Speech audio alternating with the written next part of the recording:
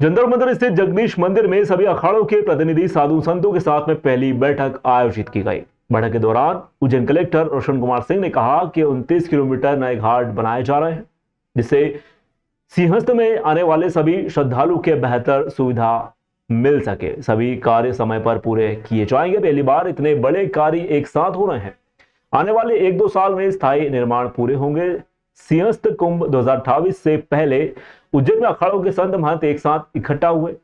इन्होंने अधिकारियों के साथ में बैठक कर सिंहस्थ में होने वाले कार्यों को लेकर चर्चा की। इस दौरान उज्जैन कलेक्टर रोशन कुमार सिंह, मेला अधिकारी आशीष सिंह, निगम आयुक्त आशीष पाठक, विकास प्राधिकरण सीईओ संदीप सोनी, एसपी प्रदीप शर्मा सहित अन्य अधिकारी के साथ में स्थानीय अखाड़ा परिषद के अध्यक्ष रामेश्वर दास, भगवान दास के साथ में बड़ी संख्या में अन्य संत भी शामिल हुए।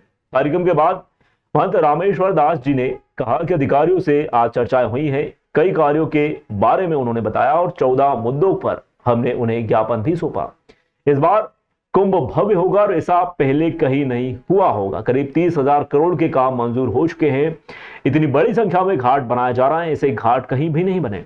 स्थायी कुंभ सिटी का निर्माण भी हो रहा है, विश्व स्तरीय निर्माण हो रहा है। इसमें रोड, ब्रिज के साथ साथ अन्य कार्य भी किए जा रहे हैं।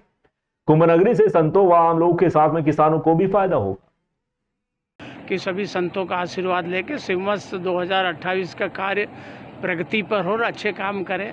मुख्य रूप से साधु संतों के आश्रमों में स्थायी निर्माण, शिप्रा शुद्धिकरण, ये टाटा वाले का काम जल्दी समाप्त करवाए, देवास की फैक्ट्रियों का पानी बंद करवाए, खान डाइवर्सन तेज़ी से हो और ये गया कोटा का उद्धार किया जाए। इस तरह के मुद्दे 14 मुद्दे हमने बताए हैं। तो मेला अधिकारी जी ने कहा कि हम अक्सर इसमें पूरा काम करवाएंगे और बहुत ही अच्छे सुझाव हैं। तो ये प्रथम बैठक है संतों के साथ में उनकी, ताकि संतों के आशीर्वाद लेके और कार्य प्रारंभ करें। अभी जैसे 30 किलोमीटर घाट बनना है, तो इतनी जल्दी बन जाएंगे। आप ये बताइए कि वर्षा काल में 2 साल में 4 महीने तो वर्षा ऋतु के 8 महीने तो वैसे ही चले जाएंगे, बाकी इतना कोई बहुत कम समय बचा है।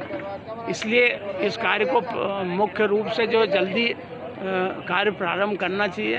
आज जो अखाड़ा परिषद की स्थानीय समिति है उसमें सभी अखाड़ों के जो संतगण थे वो मौजूद थे और बहुत ही अच्छा आयोजन किया गया, जिसमें सभी संतगणों के द्वारा एक कुछ अपनी मांग भी प्रस्तुत की गई है और निश्चित रूप से उनको उचित फोरम पर रखे, खासतौर पर शिप्रा शुद्धिकरण से संबंधित और आश्रम के बनाए जाने संबंधित जो काम है उनको हम उचित फोरम पर रख के उनको निश्चित रूप से पूरा करेंगे।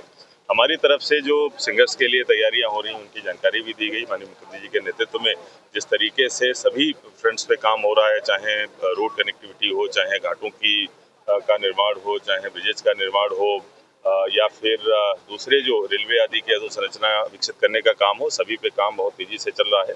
ये सभी काम न केवल गुणवत्तापूर्ण हो बल्कि समय सीमा में पूर्ण हो, इसकी भी व्यवस्था कर ली गई है। किस तरीके से एक सॉफ्टवेयर में MIS के माध्यम से, वर्ड चार्ट के माध्यम से इनकी सबकी मॉनिटरिंग की जाएगी, ये भी हम लोगों ने सुनिश्चित कर लिया है। जैसा 2016 के सिंहस्थ में देखने में आया था कि अस्थायी अधोसंरचना के कारण बहुत परेशानी संतों को भी आई थी और मेला में चाहे वो रोड की हो, चाहे पानी की हो, सीवर की, उनकी सभी समस्याएं आई थी। इसीलिए एक स्थायी जो अधोसंरचना का प्लान चल रहा है उसके संबंध में भी सभी संतगणों को जानकारी भी दी गई, सभी के द्वारा उसमें सहमति भी जताई गई कि अगर 5 करोड़ के श्रद्धालुओं के साथ वो व्यवस्था इतनी चुनौतीपूर्ण थी तो निश्चित रूप से 30 करोड़ श्रद्धालुओं के साथ, उस व्यवस्था के साथ, उस अधोसंरचना के साथ हम नहीं जा सकते इस बार। इसीलिए स्थायी अधोसंरचना पे काम बहुत आवश्यक है और इससे किसानों को भी जो फायदा होगा कि सभी की जो भूमियां हैं अभी जो रोड से अंदर की तरफ है, 80-90% किसानों की सभी भूमियां कम से कम 18 मीटर रोड के किनारे आ जाएंगी, तो उससे सभी को बहुत फायदा होगा और मेला तो अच्छा होगा ही, प्लस उज्जैन की अर्थव्यवस्था को भी एक बहुत ऊंची छलांग लगेगी।